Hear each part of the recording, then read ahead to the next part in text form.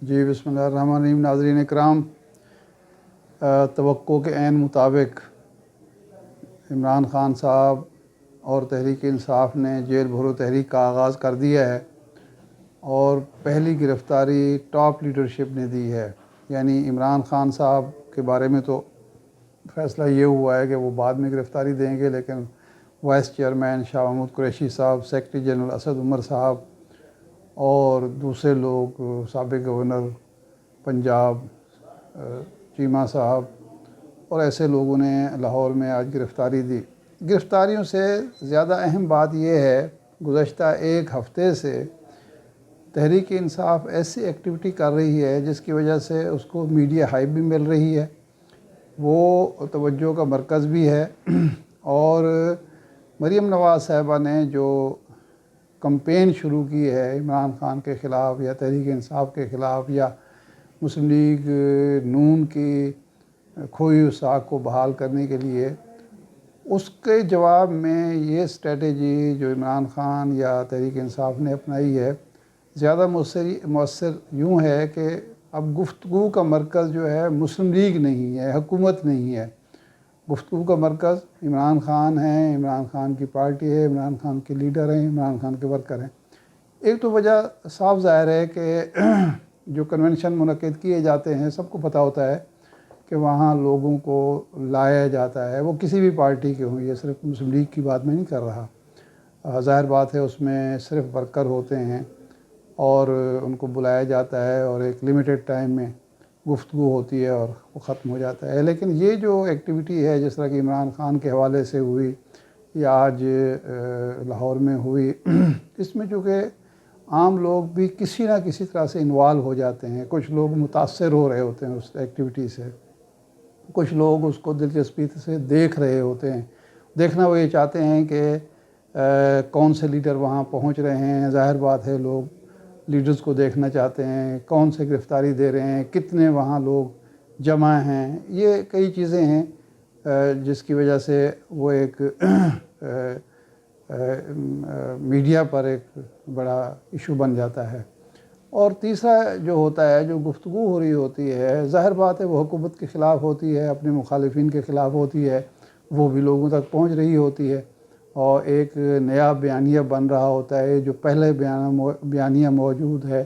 کہ ملک میں جمہوریت نہیں ہے، ملک میں انسانی حقوق معطل ہیں، ملک میں لاءلیسنس ہے، فسطائیت ہے اور دوسرے مسائل ہیں، مہنگائی ہے، بے روزگاری ہے، وہ بھی اس بیانیے کو بھی تقویت مل رہی ہوتی ہے۔ اچھا، اب دیکھیے حکومت کی طرف سے جوابی حکمت عملی دو طرح سے ہو سکتی تھی۔ ایک تو یہ ہے کہ عوام کو ریلیف دیا جاتا ہے، جو حکومت کی بنیادی ذمہ داری ہے، وہ اس پوزیشن میں نہیں ہے۔ دوسرا یہ تھا کہ عمران خان کے بیانیے کا توڑ کیا جاتا انتخابات میں جا کر اس کو اور اس کے ساتھیوں کو اور اس کے کینڈیڈیٹس کو شکست دی جاتی ہے، یہ ثابت کیا جاتا ہے کہ عمران خان جو بھی کہتے رہے یا اس کی پارٹی جو بھی کہتی رہے اس کا کوئی اثر نہیں ہے۔ عام آدمی جو ہے وہ آج بھی ہمارے ساتھ جڑا ہوا ہے اور ووٹر جو ہے اور جو صحیح طریقہ ہے عوام کی رائے کو ریفلیکٹ کرنے کا، رائے کو منظر عام پر لانے کا، وہی انتخاب ہے اور اس میں ہم نے برتری حاصل کی ہے۔ لیکن ساتھ ہی ساتھ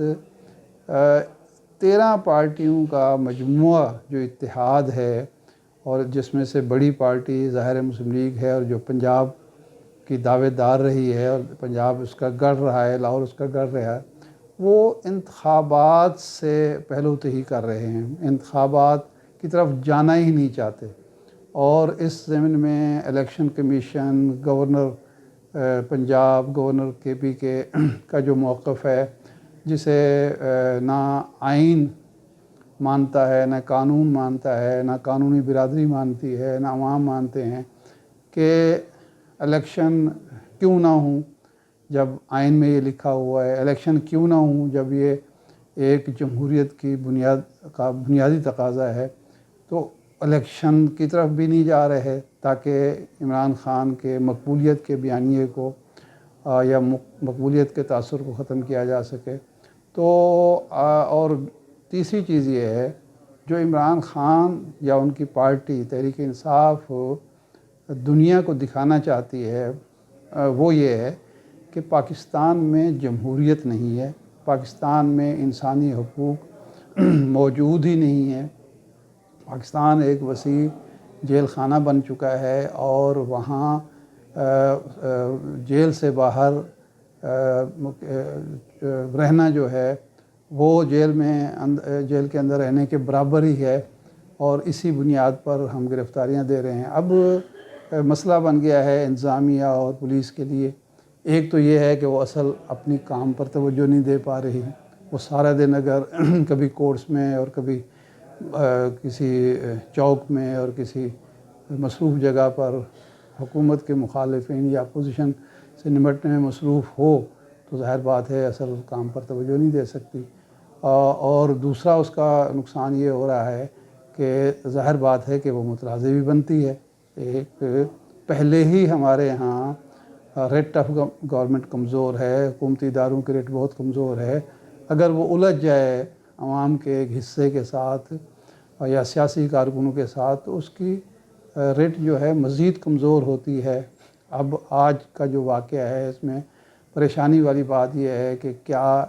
گرفتاریاں کی جائیں یا نہ کی جائیں۔ ابھی جو تازہ اس وقت تک جو اطلاعات ہیں وہ یہ ہیں کہ بالآخر یہ فیصلہ ہوا ہے کہ امن و امان کی صورتحال خراب کرنے پر ان لوگوں کو گرفتار کیا جائے گا اور گرفتار کر کے دور دراز جیلوں میں لے جایا جائے گا، میاں والی جیل میں، ڈیرہ غازی خان جیل میں، اٹک جیل میں، رحیم یار خان جیل میں، بہاولپور جیل میں۔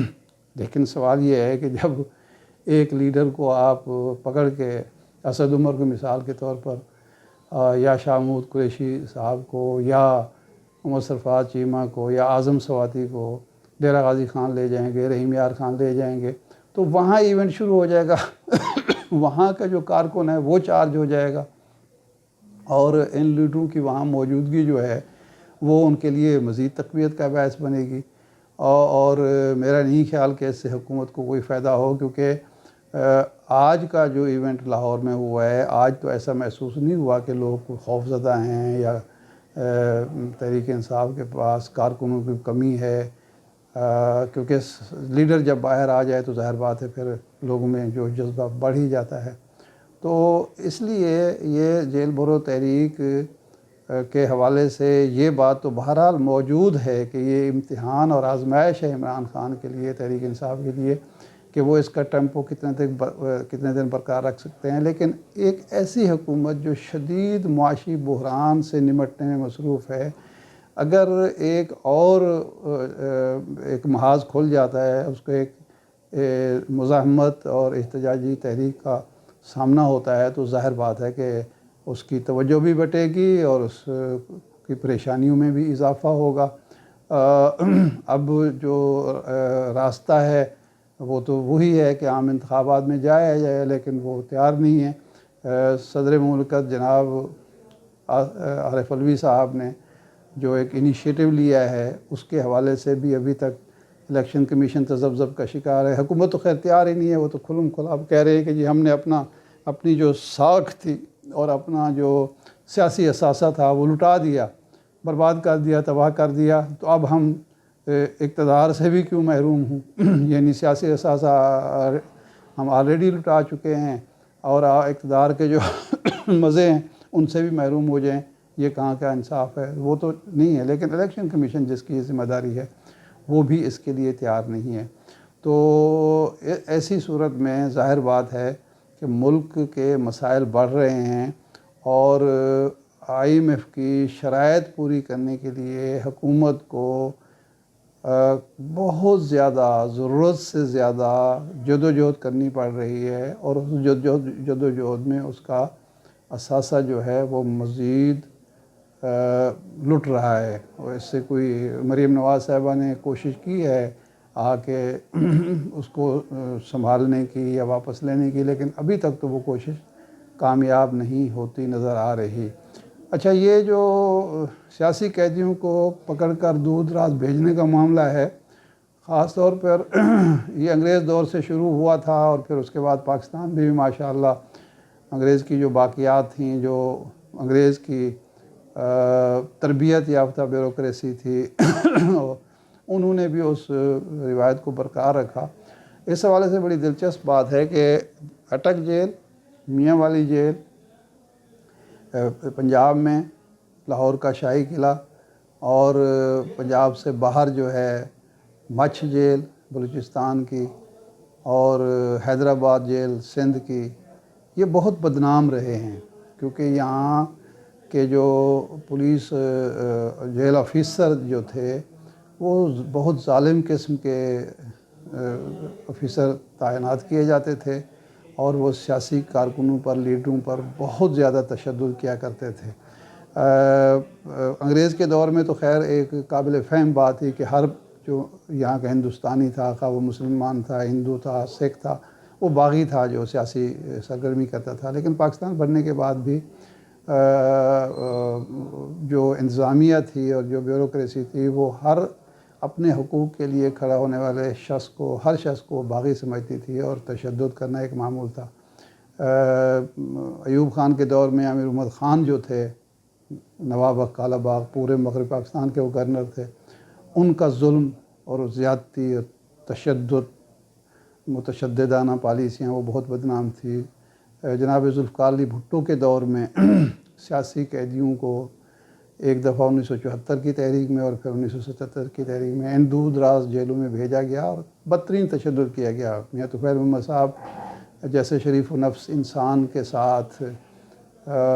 زیادتی کی گئی، اور خواتین کو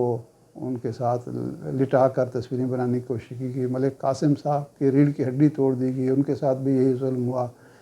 باقی جو لوگ تھے، مولانا شاہ احمد نورانی، جاوید ہاشمی، اس دور کے جو لیڈر تھے، اور ان کے ساتھ بھی اسی طرح کی زیادتی کی داستانیں زباں زدِ عام تھیں۔ لیکن اللہ کا شکر ہے کہ اس دور میں کم از کم موجودہ حکومت سے یہ توقع نہیں کی جا سکتی کہ وہ ان روایات کو، بدترین روایات کو دہرائے گی، کیونکہ یہ جو معاملہ آگے بڑھ رہا ہے،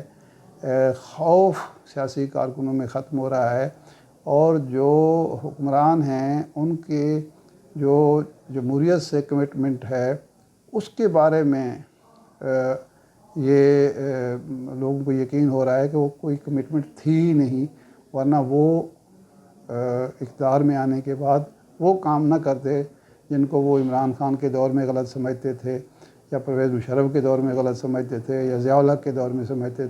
غلط سمجھتے تھے، یا بھٹو دور میں غلط سمجھتے تھے، یا ایوب خان کے دور میں غلط سمجھتے تھے۔ وہی سارے کام اگر ان لوگوں نے کرنے ہیں تو اس سے ملک میں جمہوریت نہ آئی ہے، نہ آئندہ آ سکتی ہے، اور شہری آزادیوں کو کچلنے کے بعد، ملک کو جیل خانہ بنانے کے بعد کوئی معاشرہ اور کوئی حکومت جو ہے وہ دوام حاصل نہیں کر سکتی۔ تو اب دیکھتے ہیں کہ آج پہلا دن ہے، پہلے دن کا شو تو متاثر کن رہا ہے، اب دیکھتے ہیں کہ اس سے آگے کیا ہوتا ہے، اور کس طریقے سے اس تحریک کو حکومت ڈیل کرتی ہے، اور کس طریقے سے تحریک انصاف چلاتی ہے آگے۔